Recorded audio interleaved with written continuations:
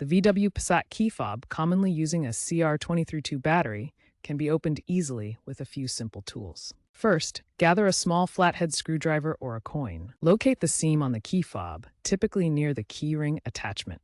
Insert the screwdriver or coin into the seam and gently twist to pry the case open.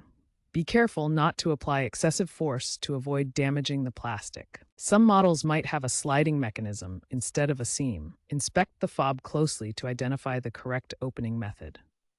Once the key fob is open, carefully remove the old CR2032 battery. Note the battery's orientation with the positive side up before removing it to ensure correct placement of the new battery. Use a small tool if necessary, but avoid short-circuiting the battery contacts. Insert the new CR2032 battery with the correct polarity. Align the fob's case components and snap them back together, ensuring a secure closure. Test the key fob's functionality by locking and unlocking your VW Passat. If it doesn't work, double-check the battery's orientation and the fob's closure.